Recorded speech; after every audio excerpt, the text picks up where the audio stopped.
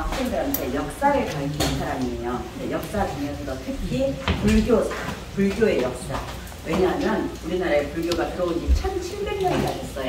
그러니 여러분들이 고구려 백제 신라 다 들어보셨잖아요. 조선도 들어보셨죠? 그래서 선생님들이, 친구들이 역사에 대해서 별로 관심이 없어서 제가 이렇게 물어보면 그럼 우리가 그런 것도 몰라? 근데 역사에 대해서 그 역사, 수많은 역사, 2000년의 역사 중에서 불교가 차지하는 게 1700년이나 돼요. 그래서 그 역사를 설명하는 게 저의 그 전공입니다. 여기는 옥천사예요. 옥천사 혹시 뜻이 뭔지 알고 오셨어요? 누가 알까요? 옥천사? 우리 제일 동생 친구 옥천사 몰라요? 몰라요. 자, 옥천사는요, 옥같이, 옥은 중요한 거잖아요. 이런 게 옥이에요. 옥, 보석으로도 옥이지만, 실제로 보석으로도 옥이지만, 옥은 좋은 거, 귀한 거를 말할 때 옥이라 하잖아요. 옥 같은 샘물이 흐른다 해서 옥천사예요. 그래서 옥천사를 그러면 누가 지었나? 의상대사 들어보셨어요? 자, 의상대사. 제가 지금부터 신라 얘기를 합니다. 고구려 백제 신라가 한참 싸우고 있었어요. 한참 싸우고 있다가 고구려 백제 신라는 서로 늘 싸웠죠. 의상 스님이 당나라로 원효 스님과 함께 유학을 떠납니다. 그러다가 고구려한테 첩자라고 잡혀버렸어. 그래서 다시 신라로 돌아갔어. 또다시 또 날 유학 갈래. 다시 유학길을 갑니다. 원효 스님과 함께. 그런데 여기서 유명한 원효 스님하고 의상 스님이 어떤 토굴 같은 데서 잠을 자고 있었어요. 내일이면은 배를 타고 당나라로 가야 되니까. 자, 그런데 너무 목이 말라서, 여러분들이 잘 아는 이야기예요. 너무 목이 말라서 물을 벌컥벌컥 마셨어. 자, 그러고 나서 아침에 눈을 떴어. 야, 일어나, 우리 가자. 그런데 어떤 물이었죠? 그 물이? 해골물. 유명한 일화죠. 그래서 원효 스님은 당나라 유학을 안 갑니다. 왜? 자, 어젯밤에 먹었던 물이 그냥 물인 줄 알고 맛있게 먹었는데 아침에 보니 해골물이었어. 자, 모든 건 생각하기 나름이야. 이게 불교 용어로 일체유심조. 그래, 내 마음속에서 생각하기 나름이지, 예쁘다고 생각하면 예쁘고 좋다고 생각하면 좋은 거지. 이걸 깨닫고 나 유학 갈 필요 없어 하고 돌아가요. 자, 그런데 의상 스님은 그래도 공부를 하고 싶어서 당나라에 갑니다. 제가 의상 스님과 옥천사를 얘기하기 위해서 이 얘기를 꺼내고 있어요. 의상 스님이 당나라에 가서 엄청 똑똑했어요. 자, 그래서 당나라에 있는 스님들보다도 훨씬 월등한 성격을 가져서 질투도 많이 받았어. 어느 날 자기가 신라에 돌아가고 싶은데, 자, 신라는 늘 당나라한테 우리 좀 도와주세요, 구원을 요청했어요. 그런데 좋아, 그럼 구원을 요청하면 도와줄게 대신에 인질을 잡습니다. 그래서 신라의 왕자를 인질로 잡고 있어. 자, 인질이긴 하지만 어디에 갇혀있는 게 아니고 그냥 좋은 집에서 있어요. 단지 정치적인 인질이니까. 의상 스님이 왕자님, 저 이제 신라에 갑니다. 이제 인사를 하러 가요. 인사를 하러 갔더니 귓속말로 탁탁 뭐라고 하느냐. 빨리 가라, 빨리. 왜요? 당나라가 니네를 칠 거야. 우리를 칠 거야. 무슨 말이냐. 고구려 백제 신라가 서로 싸우고 있을 때 당나라가 신라를 도와서 먼저 백제를 멸망을 시켰어요. 그랬죠? 그 다음에 또 한 번 손을 잡아서 고구려를 또 쳤어요. 그래서 통일을 이뤘다고 말했지만은 당나라 입장에서는 어떤 이득이 있으니까 신라를 도와줬겠지. 그냥 도와주지 않았겠죠. 자, 걔네의 속셈은 무엇이었느냐. 신라마저 쳐서 이 한반도 위의 땅을 다 먹을 생각이었어. 자, 그거를 김인부는 거기 있던 인질이죠. 인질은 자기네들 정치하는 곳에서 다 들은 말이 있어서 의상한테 얘기를 해줍니다. 자, 의상이 제일 빨리 이제 가야 돼. 몰래 얼른 가야 돼. 왜? 하루라도 빨리 신라한테 알려서 준비를 하도록. 그래서 의상대사가 신라에 돌아오기 위해서 배를 타는데, 처음에 중국에 왔을 때 중국에 오자마자 어떤 머물러야 하는 집이 있을 거 아니에요. 그 집에서 머물렀어요. 근데 거기에 굉장히 아름다운 아가씨가 살고 있었어. 그 집 따님이겠지. 외동 따님이야. 선묘라는 아가씨예요. 그 선묘라는 아가씨가 의상 스님이 잘생겼거든.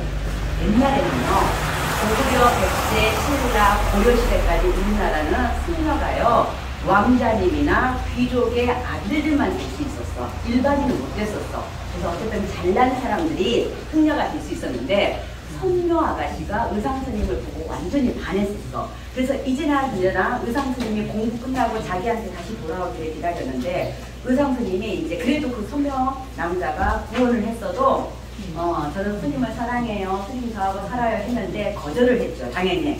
그런데 여하튼 신라가 돌아가기 전에 선묘 아가씨한테 인사를 하러 갑니다. 자, 나 이제 간다고. 근데 가서 보니까 선묘 아가씨가 마침 외출을 하고 없어요. 자, 그래서 할 수 없이 인사를 못하고 의상이 배를 타고 떠납니다. 배를 타고 떠나는데 선묘가 그 얘기를 듣고 급하게 왔어요.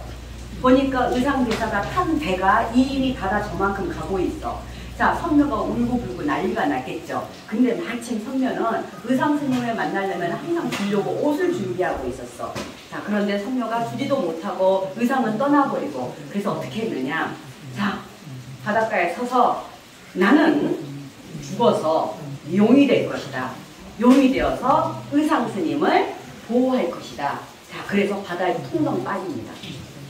자, 어떻게 되느냐. 정말로 용이 되어서 의상스님이 탄 배를 같이 신라까지 무사하게 도착을 하게 해줍니다. 사찰에서 그림이 그려져 있으면 그거를 다 벽화라고 하는데 특히 벽에 그림이 그려져 있으면 벽화라고 해요. 자, 맨 왼쪽에 있는 그림 이제 이해가 갑니까 안 갑니까? 가죠. 제가 좀 아까 말했던 그 장면이에요. 지금 앞에 있는 아가씨가 선묘 아가씨고 배 타고 있는 스님이 누구 스님이에요? 의상 스님입니다. 못생겼어?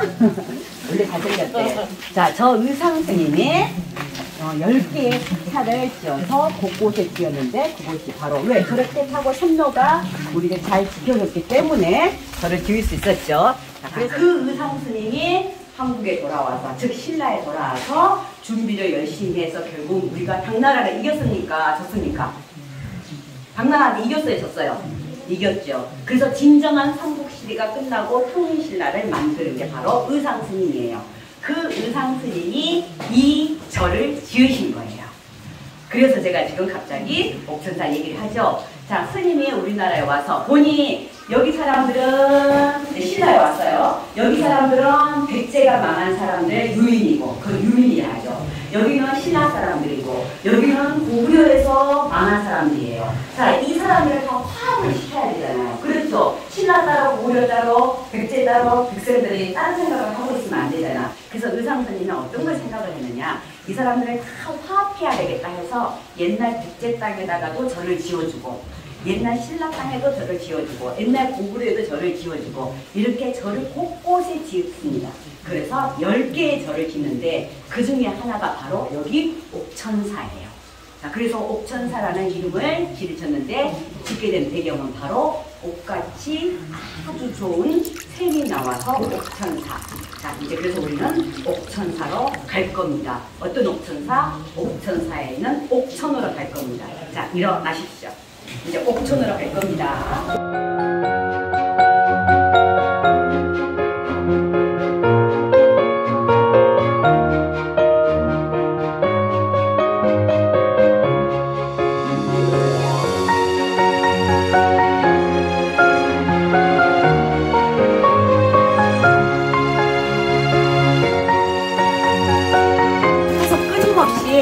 정말 단 옥천수가 나오는데 물만 나오는 게 아니고 옛날에는요. 자, 저기에 아름다운 맛있는 옥천수와 함께 옛날 옛적에 쌀이 떨어졌다고 합니다. 쌀. 불교에서는 저 쌀을 가지고 부처님한테 올려요. 그래서 공양미라고 하는데 이 부처님한테 올릴 물 감로수와 부처님한테 올릴 쌀 공양미가 막 떨어지니까 너무 좋죠. 어느 스님이 욕심이 났어. 그 쌀이 한꺼번에 많이 떨어지면 좋겠는데 그래서 여기에 있던 주변에 있던 바위를 깨뜨리게 됐어. 그랬더니 쌀도 안 나오고 더 이상 물도 안 나오고 그러니 그 스님의 욕심이 지나쳤던 거죠. 여기서도 교훈이 있는 거죠. 자, 그래서 이제 절이 점점점 옥천사가 옥천수가 있어야 되는데 옥천수가 안 나오니 절이 점점 더 이제 작아지겠죠. 자, 그러다가 어느 스님이 다시 이 절에 오시게 됐어. 열심히 정말 지극정성으로 열심히 기도를 했어. 어느 날 아침에 일어나 보니까 새롭게 다시 옥천수가 나오고 있는 거야. 그래서 그때부터 절이 점점 더 다시, 그러니까 이 옥천사는 옥천을 잘 보호하기 위해서 집을 지었잖아요. 그래서 오른쪽부터 한자를 읽으면 옥천가. 그래서 이 옥샘, 저 물을 잘 보호하기 위해서 지어진 정각이 옥천각이에요. 왜 이제 옥천사라는 이름이 생겼는지 아시겠죠? 제가 의상대사를 왜 굳이 얘기했는지. 그래서 의상대사와 옥천수는 뗄래야 뗄 수 없는 관계. 자, 그러면 그렇게 해서 옥천사가 생겼는데 신라시대 때부터 옥천사가 쫙 잘 됐느냐? 그렇진 않아요. 여러분들 우리 역사에서 우리는 항상 외국으로부터 침입을 많이 받았어. 혹시 대표적인 거 몽골 침입, 또 임진왜란, 이렇게 우리는 수도 없이, 일본 애들은 수도 없이 우리를 공격하고 몽골 애들도 수도 없이 공격을 했어. 자, 그런데 여러분 여기 다 산으로 둘러싸여 있으니까 사실은 바다하고 거리가 먼 것 같죠? 근데 아니에요. 산 뒤에는 바로 바다예요. 그 바다에 누가 싸웠을까? 임진왜란 때. 임진장군, 바로 그거야. 이순신 장군. 유해에 대해서 얘기를 했죠. 이곳은 겉으로 보기에는 산으로 둘러싸여 있어서 이렇게 꽃처럼 연꽃이 하나, 둘, 셋, 넷, 다섯 해서 연꽃이 쫙 펴있는 상태처럼 되어 있는 산이라서 연화산이에요. 그 연화산 안에 쏙 들어가 있는 게 옥천사. 그래서 산 속에 폭 들어가 있으니까 바다하고 굉장히 떨어져 있을 것 같지만 실제로 옥천사는 근처가 바다예요. 자, 외부의 침입이 임진왜란 이전부터 시작해서 우리는 굉장히 많은 침입을 받았어요. 자, 근데 여기에서 스님들의 많이 사셨을 거 아닙니까? 사체에서, 절에서, 불교에서는 해주는 게 뭐냐면 불살생, 절대 살아있는 생명을 불살생. 문제는 스님들의 사실인데 죽이지 말라고 그랬는데 선생님께서는 아무래도 죽이지 말라 했는데 이게 큰일 났어. 왜? 피해부터 다 죽이지 먹고 여기 있는 사람들이 다 죽이지 먹잖아. 그럼 어떻게 할까? 우리 친구 어떻게 하랄까? 여기 살고 있는 자네가 순서야. 어떻게 할까? 싸워야 돼. 그럼 사람 못 죽여야 되는데? 어떻게 할까? 어디 가서 어떻게 죽이지? 그럼 안 죽이면 어떻게? 내가 죽는데? 어떻게 그림을 맞을까? 자, 여기는 옥천사는 호곡사찰입니다. 호는 지킬 호자, 국, 나라 국자, 사찰, 호곡사찰. 왜냐? 자, 바다와 가까우니까 늘 외부의 침범이 많았어요. 그래서 승려들이 여기 있으면서 자, 외부를 상대로 전쟁을 치르게 되죠. 불살생은 당연히 하면 안 되죠. 그러나 우선 나라를 지켜야 되고 절을 지켜야 되고 우리 백성을 지켜야 돼서 그때부터 시작해서 의상스님이 이 땅에 옥천산을 삼을 때부터 이미 호곡사찰에 들어간 거죠. 왜? 당나라에서 그때 와서 나라를 위해서 미국한 소식을 알려주고 당나라하고 우리가 싸워서 이겼으니까 시작부터 호곡사찰이에요. 그래서 옥천사에서는 임진왜란이 일어날 때도 그 전에 고려군이 쳐들어왔을 때도 계속해서 불살생이라고 부처님의 교리가 있기는 하지만 승려들과 함께 일반 백성들과 함께 외구를 지키는 그런 내력이 역사가 쫙 있다 보니 삼국시대부터 있었고 고려 때는 몽골이 쳐들어왔죠. 그 다음에 임진왜란 때는. 그래서 임진왜란 때 얘네들이 어떻게 했느냐. 어쭈 옥천사 늙은 승려들이 우리를 자기네들을 공격했다 이 말이지. 그래서 임진왜란이 끝나고 정유재란, 이순신 장군이 돌아가신 게 정유재란이에요. 그때 여기 와서 완전히 다 불바다를 만들었답니다. 야인거다 그렇죠. 그래서 옥천사는 시작부터 시작해서 임진왜란 이후까지 쭉 된 거예요. 왜? 신속히 늘 여기서 사시면서 외부와 싸움을 했기 때문에 불살생이라는 단어는 한시 적어주고 단어적겠지? 싸워야죠. 죽여야죠. 했지? 자, 그래서 호곡사찰입니다. 그럼 호곡사찰이라는 건 나라를 지키는 사찰. 그러다 보니 임진왜란이 지나고 정유재란이 지나고 우리가 조선시대 말기가 되면 일제강점기가 됩니다. 일제강점기는 일본 애들이 강제로 우리를 점령한 시대를 일제강점기라고 해요. 36년이라기도 하고 40년이라고 하는데 자, 그때는 이제 일본하고 싸우는데 총 가지고 싸우는 게 아니고 이곳에서 무엇을 하느냐. 아까 제가 그랬잖아요. 연꽃처럼 이렇게 펼쳐진 속에 쏙 들어가 있지. 그럼 뭐가 더 좋아요? 좋아요. 그럼 누가 소모될까요? 지금 일제강점기입니다. 독립운동. 독립운동가들의 힘기가 딱 들어오는 거예요. 그래서 호국사찰인 거예요. 지금 호국사찰이 어느 날 갑자기 툭 튀어나온 게 아니고 신라시대 의상스님이 태울 때부터 시작해서 계속 호국사찰, 일제강점기까지 독립운동가들이 이곳에 숨어듭니다. 숨어들어서 여기에 계시는 스님들과 긴밀하게 자금, 돈이죠. 독립자금도 모아서 전매주기도 하고 독립운동가들이 여기 모여서 어떻게 일을 치를 것인가, 사물운동을 어떻게 치를 것인가 계획으로 봅니다. 왜? 눈에 잘 안 띄잖아. 몰래 숨어있으니까. 그래서 여기는 옥천사라는 시작부터 호국사찰로 시작을 해서 맛있는 밤노트로 시작이 됐지만 이렇게 쭉 신라시대부터 시작을 해서 일제강점기까지 호국사찰로서, 그러니 나라에서도 이 사찰을 굉장히 귀중하게 생각을 했겠죠. 임진왜란 때 신병들이 나타나서 우리 사실 임진왜란 때요 신병들, 청녀들이 검사예요. 그걸 신병이라 하는데 신병들이 없었다면 여러분이나 나나 이 자리에 없어요. 그죠? 왜냐면 임진왜란 때 정말 신병들이라서 조선시대 그러다가 신병들의 도움으로 임진왜란과 정의대란을 이기는데 정말 크게 했기 때문에 그 다음부터는 나라에서 건물 부서진 거를 다시 지어주기도 하고요. 보수하는 데 지어주기도 하고 불타버린 걸 다시 지어주기도 했어. 완전히 지어주진 않았으나 도움을 조금 주기도 했어. 인식이 바뀌었지. 왜? 승려들이 우리가 무시했던 승려들이 우리나라로 내주셨어요. 그래서 옥천사는 특히나 그런 호국사찰로서 정한 이미지가 있으니까 중요한 사찰입니다. 자, 여기는 보물이 굉장히 많아요.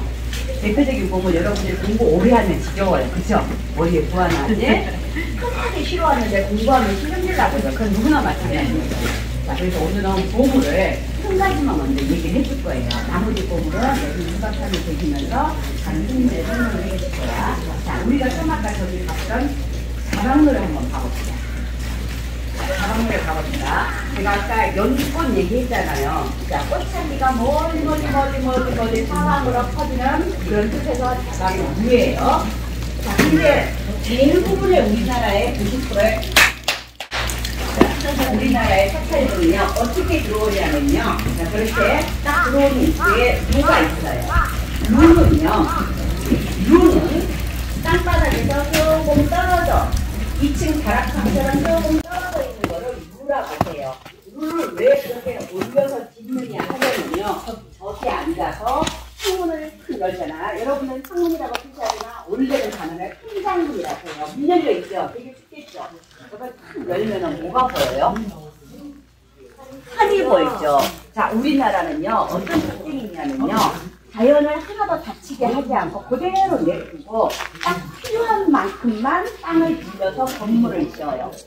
우리나라 특징은요, 지금은 아파트를 그냥 다 지느라고 다 깡그리 보셨지만 우리나라의 원래 전통은 산을 다치게 하지 않고 산을 그대로 두고 약간의 땅만 빌려서 건물을 지어요. 그래서 거기 앉아서 문을 딱 열고 자연을 감상을 해요. 이거를 차경이라고 해요. 차경이 뭐냐? 빌리는 거예요. 빌려. 뭐를 빌려?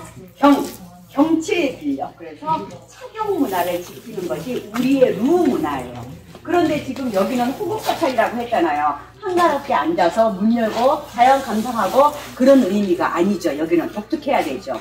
왜? 여기는 지금은 저렇게 루처럼 높이 져 있었지만 저거는 나중에 새로 지은 거예요. 옛날에 외국들이 쳐들어오고 몽고분이 쳐들어왔을 때 그때는 그런 게 아니었고 그냥 1층 단층이었어요. 왜 단층이었느냐?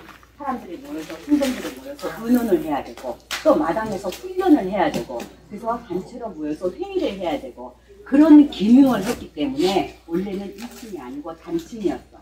그리고 여기의 특징이 뭐냐면 대부분의 우리나라 사찰에 있는 룰은요 커다랗게 건물이 있죠. 근데 밑에 구멍이 뚫려 있어요. 그래서 우리가 대부분이 룰을 통해서 이렇게 살짝 고개를 숙이고 계단에 올라가서 이렇게 딱 부처님을 보게 돼 있어. 그게 우리나라의 구조예요.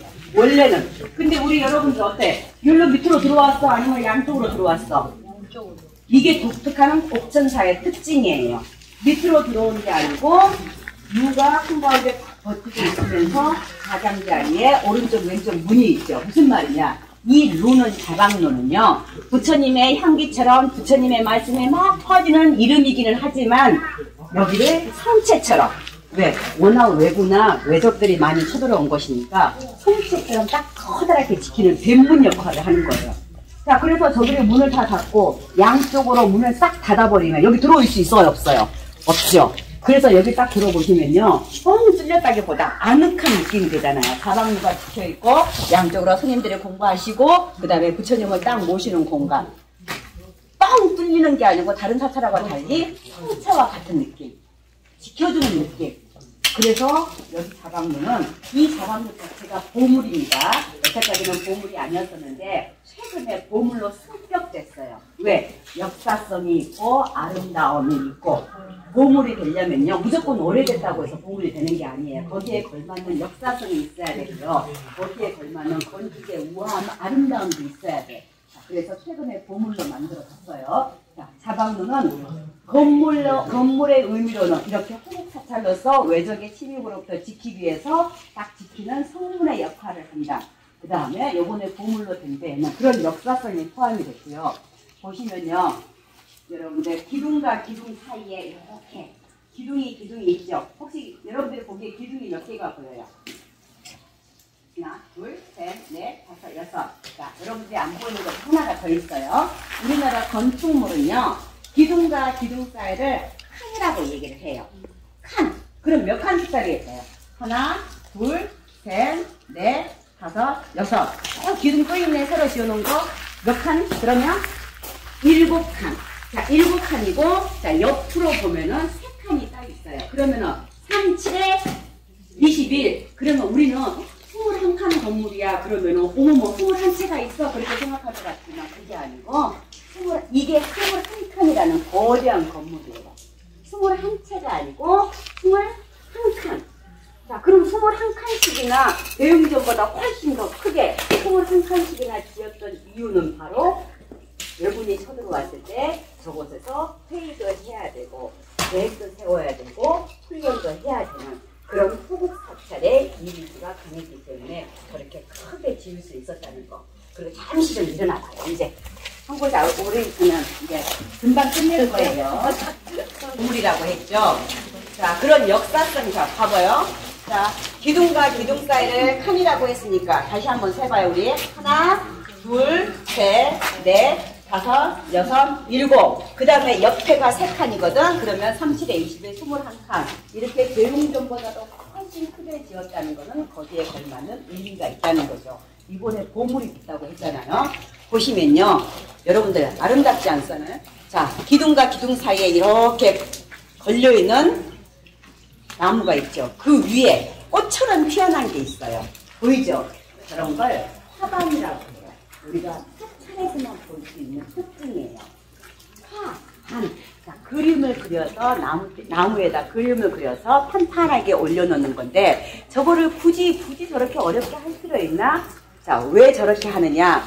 위에 있는 나무를 받치는 역할도 하지만 부처님을 모시는 이 건물, 저는 건물이라는 단어를 여러분들한테 편하게 썼지만 원래는 정각이라고 하는 단어를 써요. 불교에서는 정각을 장엄한다고 해요. 여러분들 데코레이션이 장식이에요. 근데 불교에서는 절대 장식이라는 말을 안 써. 그거는 데코레이션일 뿐이야. 불교에서는 장엄이라고 해요. 이렇게 아름답게 장엄을 하면서 부처님을 부르하고 있는 이 건물을, 이 모양을, 이 땅을 좀 더 아름답고 훌륭하게. 여러분들 나이키 신발 신을 때하고 시장에서 신발 신는 거하고 마음이 다르잖아. 똑같은 거야. 그냥 부처님이 계시는 곳을 아무렇지도 않게 그냥 하는 것과 아름답게 이렇게 운영하는 거는 이 건물의 덕을.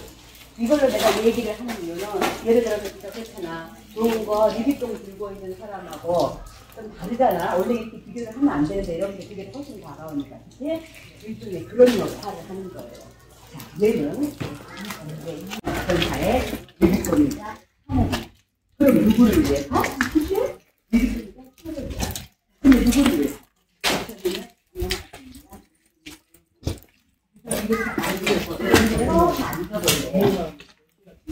이렇게 앉아서 내가 이런 방법을 시작합니다. 하나가 좀 독특한 단어가 있어요. 가운데 기둥을 보시면은, 저 기둥을 보시면, 용머리가 저번에 되어 있어요. 보여요? 자, 전승이 있고 옆에 보면 용머리가 장식이 되어 있죠. 그 뒤에 기둥 봐봐. 가운데 있는 기둥 말하는 거야. 가운데 마지막 기둥을 한번 봐보실래요? 마지막 기둥. 마지막 기둥 꼭대기에 보시면 이렇게 천천히 있어요. 그렇죠? 자, 저런 거를 뭐라고 하냐면 지붕의 기둥의 꼭대기가 해서 주는 게 단어가 좀 있게요. 고아지. 고아지. 자, 이 건물이 왜 아름답냐? 그냥 저렇게 놔둔 게 아니고 기둥 위에 고아지를 설치해서 그곳을 아름답게 장엄했잖아. 이제 장엄이란 단어 알아들었죠? 데코레이션 장식이 아니에요. 장엄이에요. 자, 이제 기둥 위에 고아지. 내가 일부러 천천히 발음하죠. 자, 고아지를 예쁘게 장엄해. 하반도 예쁘게 장엄해. 대웅전보다 더 큰 20칸의 건물이야. 자, 그러면서 이층으로 옛날에는 신경들이 저기서 훈련도 하고 회의도 해. 그러니 이제 일어났대. 자, 이제 그러니 역사적으로도 당연히 훌륭하고 아름다움으로도 훌륭하고 예술적인 가치도 충분하고 그래서 보물로 맞춰졌으니까 보물로 승격할 수 있는 충분한 이유가 돼서 가장 보물로 지정이 됐어요. 여러분들이 들어오실 때 일주문 앞에 훈련카드 보셨을 거예요. 사과물과 보물로 승격자. 그치. 바로 그거예요. 자, 뭔 말인지 알겠죠? 자, 그래서 자방로. 저랑은 이제 여기까지만 생각. 여기는 보물이 다른 것도 많이 있어요. 근데 여러분들이 공부를 더하면 머리에 부하가 걸리니 오늘은 이 자방로가 얼마나 중요한지, 왜 보물인지 그거를 설명한 거예요. 그래서 이런 이제 앞으로는 사찰에 가시더라도 그냥 보지 마시고 이렇게 아름다운 화반. 얘는 도깨비잖아. 그죠? 도깨비 그림 있죠? 자, 우리는 도깨비를 하지 않고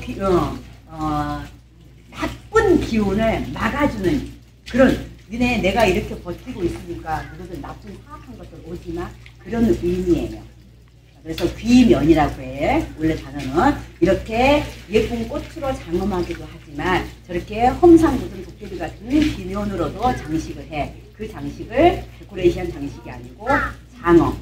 그래서 여러분들은 앞으로도 가게 되면 어느 사찰을 가더라도 화반이 있는 이 장엄함을 한번 보시고 이게 그냥 나무 조가리가 아니고 부처님이 있는 공간에 장엄한 교역 공간이다. 이런 아름다움 때문에 아까 같은 역사들 때문에 보물이 되어있다. 자, 그리고 얘는 원래는 처음 밑으로 들어오는 것이 대표적인 사찰의 우리 문화인데 독특하게도 얘는 딱 지키고 양쪽으로 문을 들어오면서 이렇게 아늑하게 그치? 배웅공간, 사방로와 양쪽에 들어가게 아늑하게 그래서 그곳에서 그 무엇을 했어도 국민분들이 앉아서 해도 어때? 소리가 나가겠어? 안 나가겠어? 안 나가겠어. 그러니까 일종의 이런 거를